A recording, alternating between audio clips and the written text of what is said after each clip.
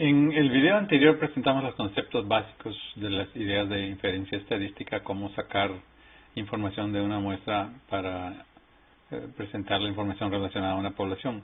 En este caso vamos a ver ejemplos en que vamos a utilizar las distribuciones de probabilidad del plugin Statistical Tools, herramientas estadísticas, para calcular los valores críticos de estas distribuciones de inferencia estadística. Comenzamos presentando una hoja de cálculo de SMATH Studio. Vamos a tratar por ejemplo, la media, la X barra, como que fuera una variable aleatoria. Resulta que el valor esperado de la media de una muestra es la media de la población correspondiente.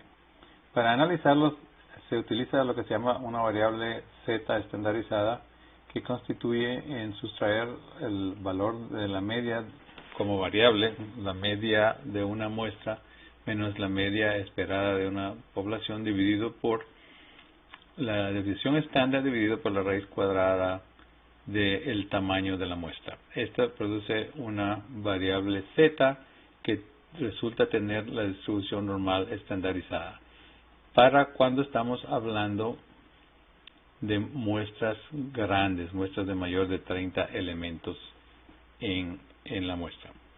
Si tuviéramos una muestra pequeña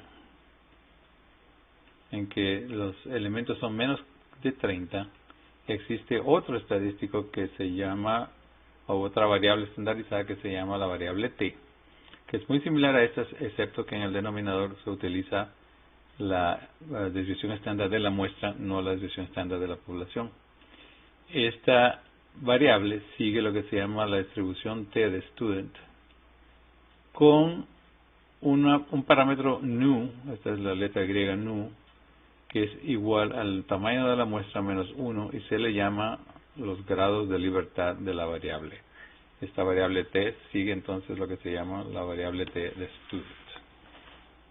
Si tuviéramos una muestra de tamaño n y analizáramos la varianza S cuadrado, esperamos que la esperanza de la varianza de la muestra sea la varianza de la población. Podemos formar una variable estandarizada que se llama Q cuadrado, que es igual a n menos 1 por la varianza de la muestra dividida por la varianza de la población. Resulta que esta variable también tiene n menos 1 grados de libertad, al que le llamamos nu, y sigue una distribución que se llama la distribución Q cuadrada o chi-square en inglés. ¿Verdad? Finalmente, si estamos analizando la varianza de dos muestras, si tomamos la varianza de la muestra 1 a la población 1 y dividimos por la varianza de la población de la distribución 2, vamos a tener dos grados de libertad. Uno, nu sub 1 igual a n1 menos 1, se refiere al tamaño de la muestra del numerador, y n2 menos 1 se refiere al tamaño de la muestra en el denominador. Esta se llama la distribución F, con esos dos parámetros nu1 y nu2. Estas distribuciones se utilizan para determinar intervalos de confianza y pruebas de hipótesis en la inferencia estadística. Existe un valor que es el nivel de significación, cuyos valores típicos se refiere como alfa, y sus valores típicos son 0.01, 0.05 o 0.10.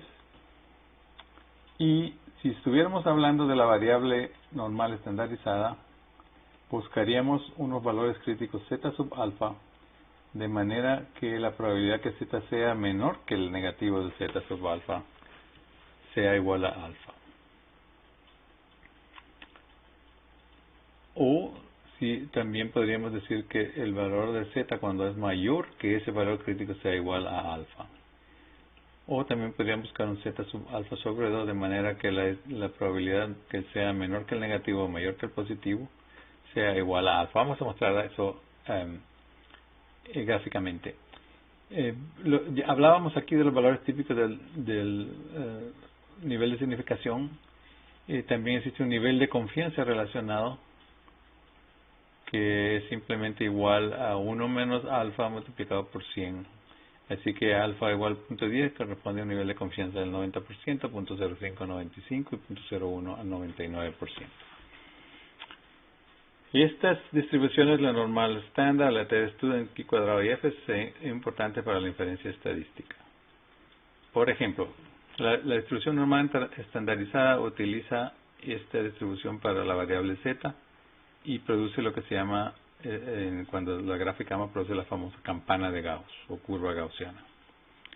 Si estamos buscando z sub alfa, podemos ilustrarlo como en la parte izquierda aquí el área igual a alfa, o la parte derecha este valor del área es igual a alfa. Si buscamos un valor alfa sobre 2, entonces dividimos la probabilidad en alfa sobre 2 a la derecha y alfa sobre 2 a la izquierda. Como es una distribución simétrica, con solo obtener z sub alfa sobre 2 ya sabemos cuál es el valor acá, que es el negativo.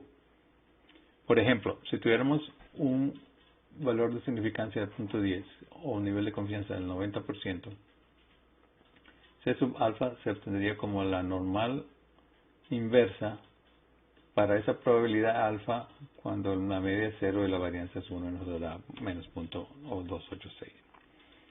U se obtendría también como la probabilidad esta en que la derecha es 1 menos alfa, o sería esta, ¿no? Acá, que la probabilidad de la izquierda es 1 menos alfa y nos da el mismo resultado. Este es el resultado para la izquierda con un resultado negativo y este resultado a la derecha.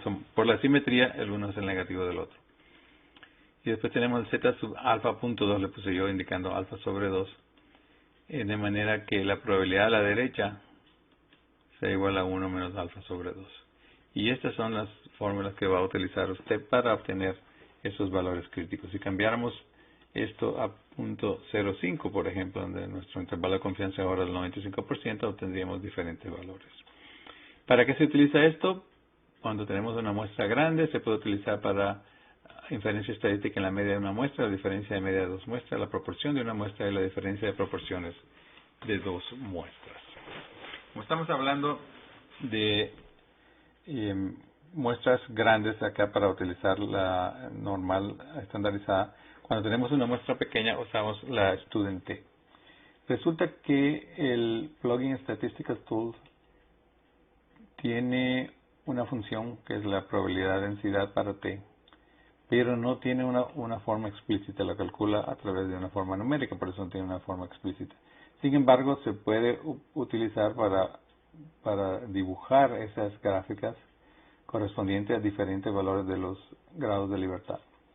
Cuando se va alcanzando mayores y mayores valores de los grados de libertad, la curva se va aproximando a la curva normal. Por eso el valor de 30 es un valor límite, menor que eso son